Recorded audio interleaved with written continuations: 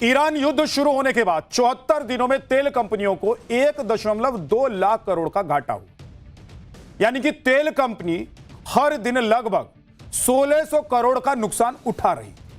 सरकार ने जब 10 दिन पहले तेल के दाम 3 रुपए बढ़ाए, तब जाकर तेल कंपनियों का घाटा थोड़ा सा कम होकर 750 करोड़ रुपए हो गया। भाई एक आदमी तो गजब ही कह दिया, कह रहा है कि सिगरेट और बीड़ी का रेट बढ़ा दिए तब कोई कुछ नहीं बोला, गुटखा का रेट बढ़ा दिया तब कोई कुछ नहीं बोला, सब खा रहे, खरीद रहे कि नहीं खरीद रहे। और तेल की कीमत थोड़ी सी बढ़ गई, वो भी तब जब अंतरराष्ट्रीय संकट है और ये एक्ट ऑफ गॉड जैसा है। विशेषज्ञ कह रहे हैं कि एक्ट ऑफ गॉड जैसा सिचुएशन इसलिए है क्योंकि यहां भारत ने तो कुछ किया ही नहीं, हमारी तो कोई गलती ही नहीं है, हम तो फंस गए हैं। जो दुनिया भर का एक सिनेरियो चल रहा है वॉर वाला, उसके चक्कर में फंस गए ना जी। अब जनता को बरगलाना किसको कहते हैं, इसका भी एक ट्रेलर देख लीजिए। कांग्रेस ने आज दावा किया कि तेल कंपनियों को जनवरी से मार्च के महीने में कंबाइंड मुनाफा 19,470 करोड़ रुपए का हुआ है। लेकिन हकीकत क्या है आपको बताता हूं। ईरान युद्ध शुरू होने के बाद 74 दिनों में तेल कंपनियों को 1.2 लाख करोड़ का घाटा हुआ। यानी कि तेल कंपनी हर दिन लगभग 1600 करोड़ का नुकसान उठा रही। सरकार ने जब 10 दिन पहले तेल के दाम 3 रुपए बढ़ाए, तब जाकर तेल कंपनियों का घाटा थोड़ा सा कम होकर 750 करोड़ रुपए हो गया। लेकिन अब 7 रुपए तक तेल की कीमत बढ़ने के बाद भी तेल कंपनियों को अभी भी पेट्रोल पर प्रति लीटर 13 रुपए का घाटा हो रहा और डीजल पर प्रति लीटर 38 रुपए का घाटा तेल कंपनियां सह रही।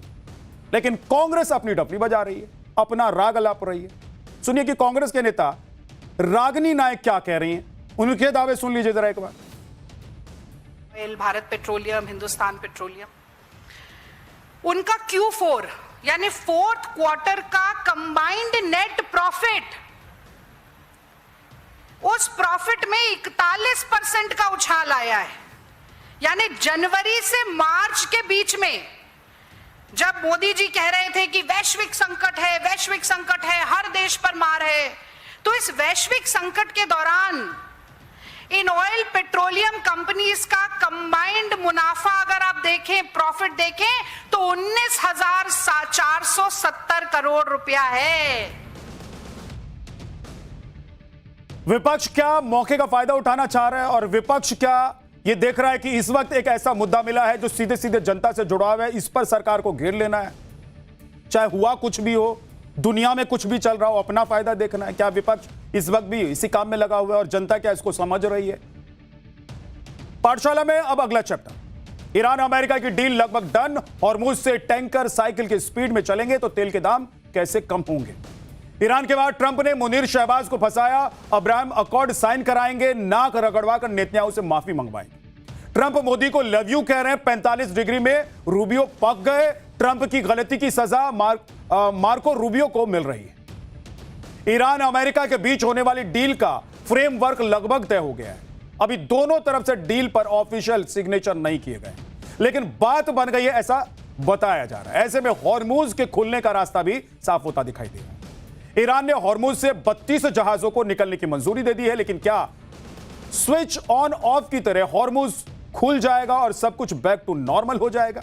क्या इतना आसान है सब कुछ? आज पूरा डिटेल आपको बताने वाला हूं, पूरा चैप्टर आपके सामने रखूंगा।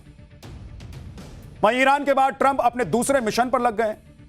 अब्राहम अकॉर्ड पर अब ट्रंप मुस्लिम देशों से जबरन साइन करवाने पर तुले हुए हैं और इसमें सबसे पहला नंबर है पाकिस्तान।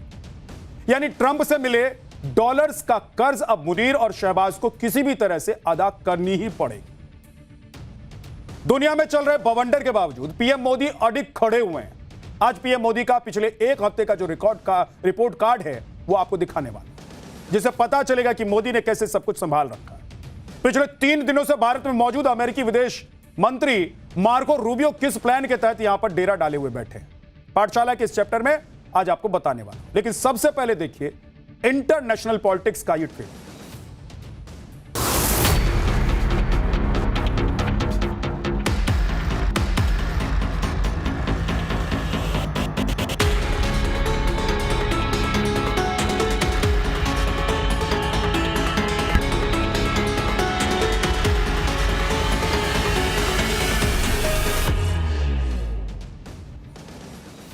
ईरान और अमेरिका के बीच कुछ चीजों पर बात पक्की हो गई है। उम्मीद की जा रही है कि अब जल्द ही दोनों देशों के बीच जंग रुक सकती है।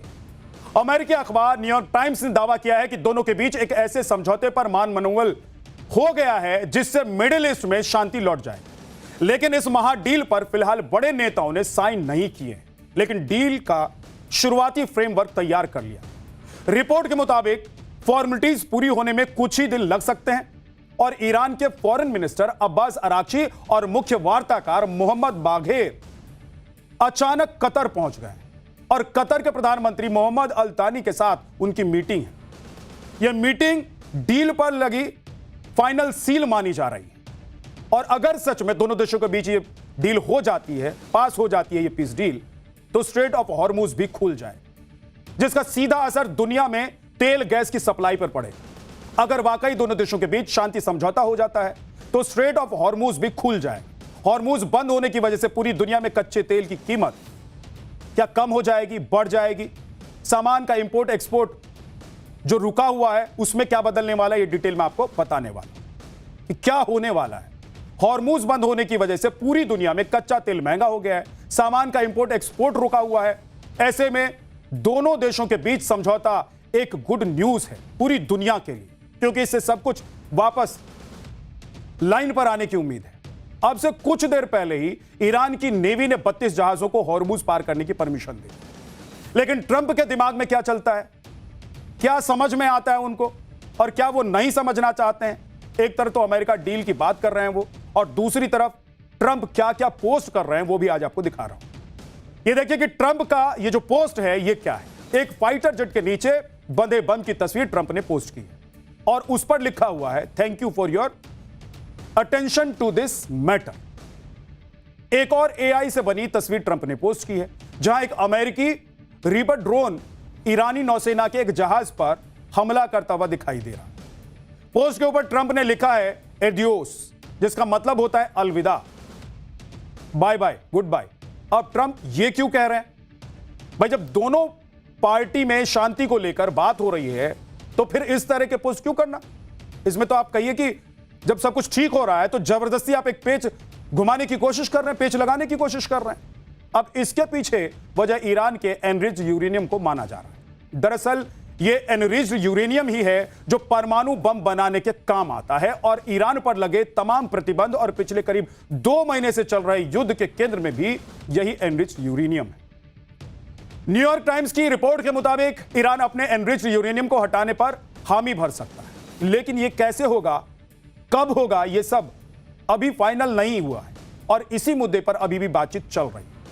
अभी तक अमेरिका चाहता है कि वो ये ले जाए, जबकि ईरान ये कहता है कि अगर उसे ये अपने यहां से हटाना भी पड़े तो वो अमेरिका को देकर किसी मध्यस्थ ना देकर वो किसी मध्यस्थ देश को दे देगा, जैसे कि रूस या चीन को दे देगा।